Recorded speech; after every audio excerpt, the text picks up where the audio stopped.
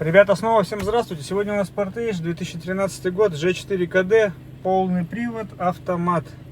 Пробег там, по-моему, что-то 180, что ли, тысяч.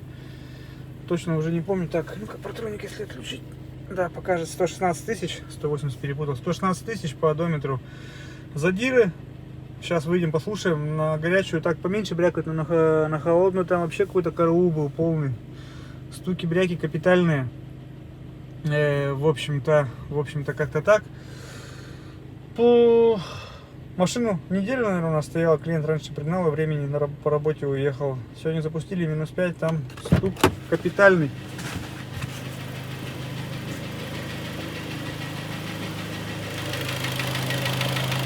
Это уже на горячую.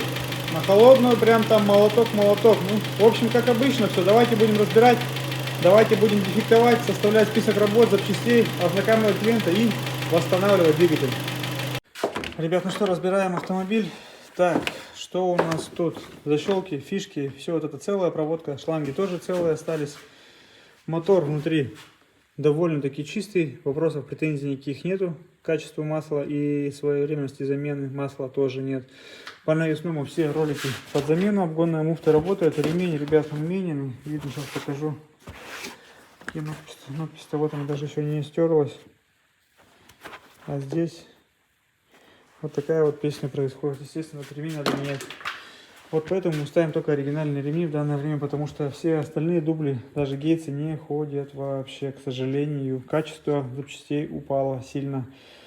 А почему? Потому что большинство производителей перешли заводы в Китай, а китайцы, как полагается, делают говно. Вот такая вот история. Вроде Тайка должна быть Япония, там Гейтс, там подобное, все должно быть хорошо, но нет. Завод перенесли, материалы поменяли, производство поменяли, вот и, пожалуйста, название осталось, а запчасть говно. Вот такие вот дела.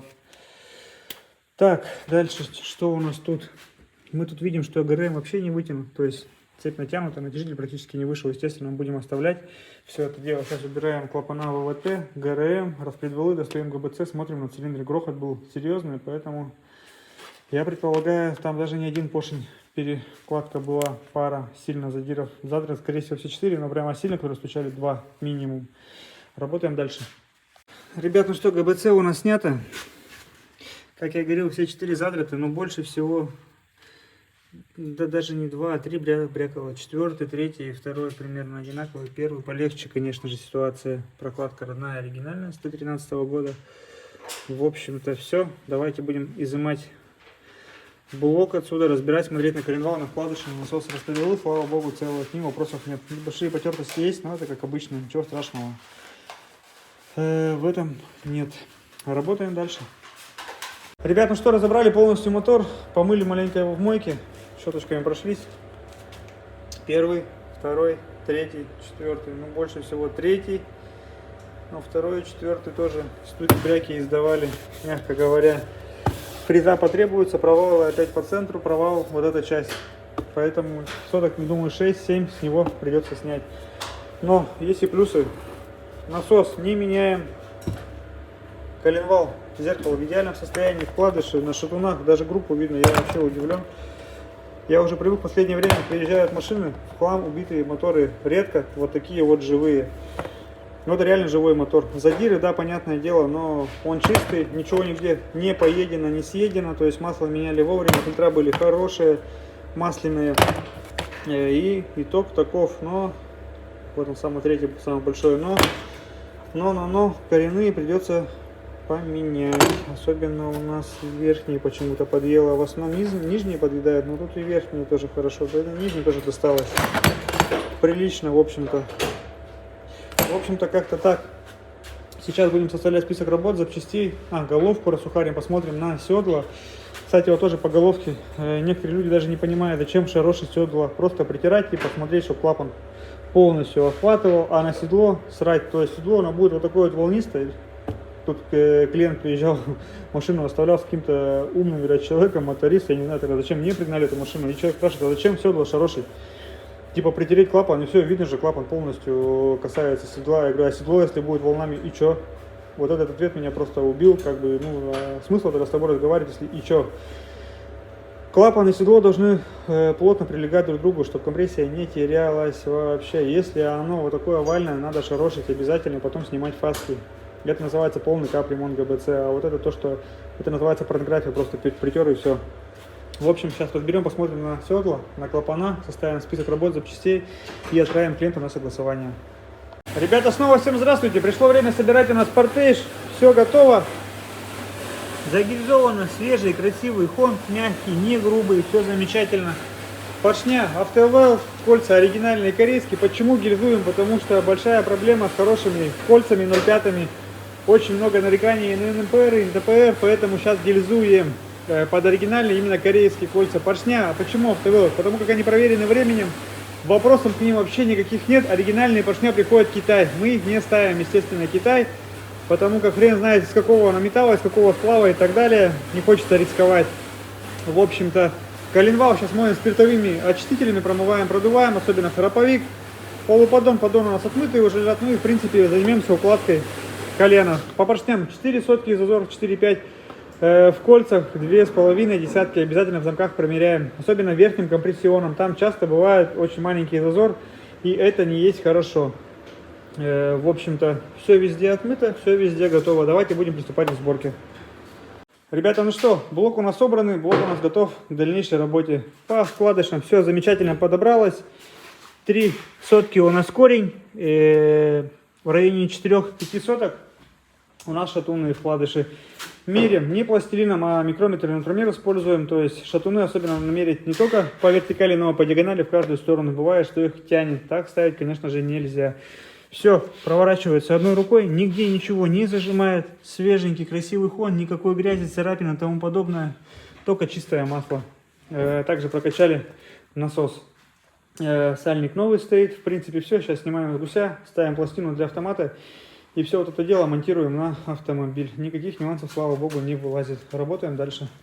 Ребят, ну что, блок у нас в автомобиле. Здесь маленько продули, промыли. Помпа стоит, датчик колена, промежуток. Все это привернуто. Поверхность обезжирена, отверстие под ГБЦ болты продуваются при мойке. В общем-то, все готово к приему головки. Головка вопросов особо не вызывала. Сальники заменены, притерто. ГБЦ сама по себе ровная, фреза не потребовалась, поэтому старую прокладку полностью убрали, хорошенько помыли, обезжирили, все готово. Болты мобиловской смазкой, по краям герметиком, обезжириваем обычным растворителем. Прокладка, естественно, корейская, оригинальная. Есть варианты, как именно вот эти вот отличить. Это корейская. Вот эти вот слабые места промазываем герметиком, саму прокладку брызгаем клеем. Пока тянем ГБЦ, собираем по правой стороне.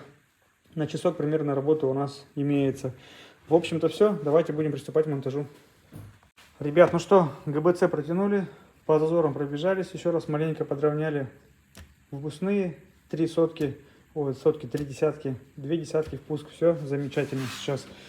Газораспределительному механизму вопросов никаких не было, износа нет, башмаки целые, трещотка целая, цепь не вытянута. Все поставили по меткам, обезжирили, стыки промазали герметиком. Также вымыта передняя крышка, заменен сальник, обезжирен, полностью промазан герметиком. Сейчас ставим ее, клапана, крышка и навесное. Основное, столб мотора собран, клапана, сеточки ВВТ промыли, продули, поставили на место, они целые. Нюансов больше никаких нет, давайте будем ставить переднюю, клапанную крышку и по навесному, я думаю, часок, и машину будем запускать. Основное сделано, осталась второстепенная работа. Доделываем.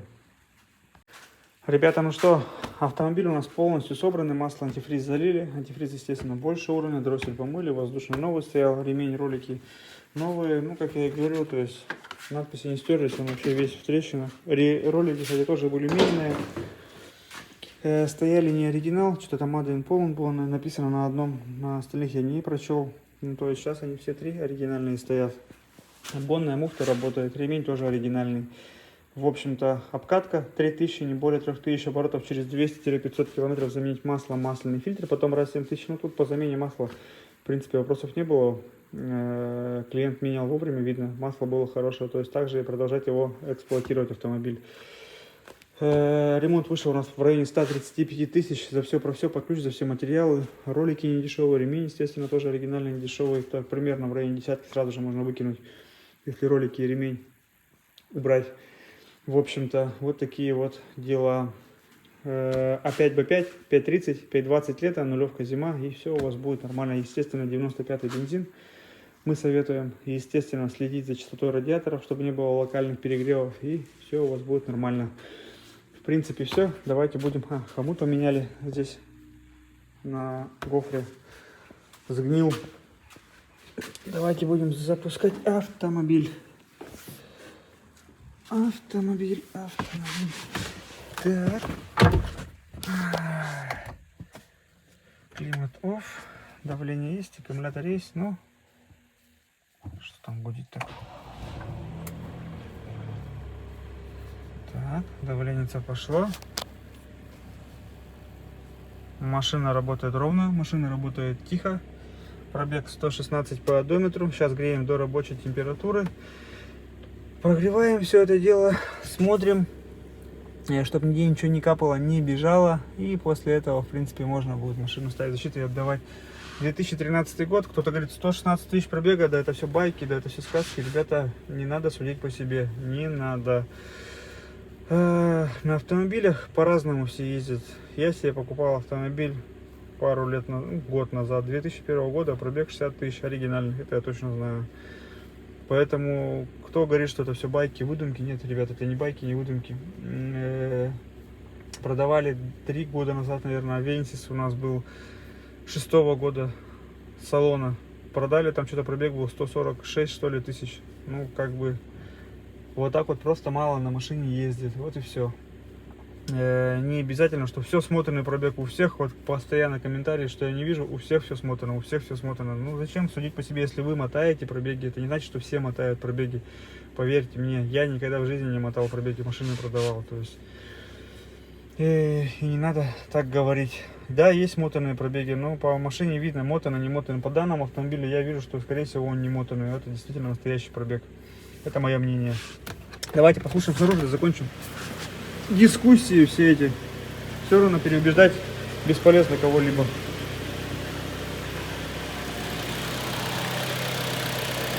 Работает ровненько, работает тихо. На этом заканчиваем. До новых встреч, до свидания. Обслуживайте свои автомобили вовремя, все будет нормально.